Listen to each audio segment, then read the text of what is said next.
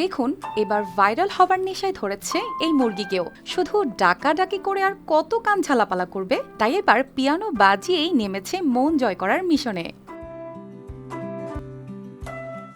চীনের গুয়াং শহরে দেখা যাচ্ছে এই অদ্ভুত দৃশ্য। একটি ছোট্ট মুরগি পিয়ানোর সামনে দাঁড়িয়ে কিগুলোতে পা ও ঠোঁট দিয়ে টোকা দিচ্ছে আর তৈরি করছে নতুন নতুন সুর।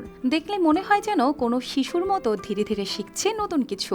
এর পেছনে রয়েছে শিয়াও চুয়াং এর ধৈর্য, পরীক্ষা ও সৃজনশীলতা। গুইঝু ভোকেশনাল কলেজ অব এগ্রিকালচারের শিক্ষার্থী সে। তার পড়াশোনার অংশ হিসেবে পোষা প্রাণীর আচরণ নিয়ে একটি প্র্যাকটিক্যাল পরীক্ষা দিতে হয়। সেখানে একটি প্রাণীকে প্রশিক্ষণ দেওয়াই ছিল তার মূল কাজ।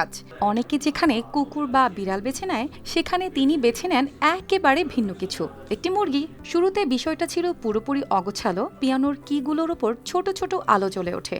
মুরগিটি সেই আলো দেখে ঠোঁট দিয়ে টোকা দেয়, কখনো ঠিক কখনো ভুল। কিন্তু এখানে ছিল একটা ছোট্ট নিয়ম, সঠিক কিতে টোকা দিলেই মিলত খাবার, ভুল করলে কিছুই না। এই নিয়মটাই ধীরে ধীরে বদলে দেয় মুরগিটির আচরণ। একসময় সে বুঝে ফেলে আলো জ্বলে উঠলেই ঠিক জায়গায় ঠোকর দিলে পুরস্কার পাওয়া যাবে। এই বোঝাপড়া থেকেই তৈরি হয় অভ্যাস, আর সেই অভ্যাসই রূপ নেয় দক্ষতায়। 2 মাসের প্রশিক্ষণে মুরগিটি শিখে ফেলে 3টি গান বাজানো। এর মধ্যে রয়েছে পরিচিত অ্যালফাবেট সং। অর্পিতা জাহান, RTV।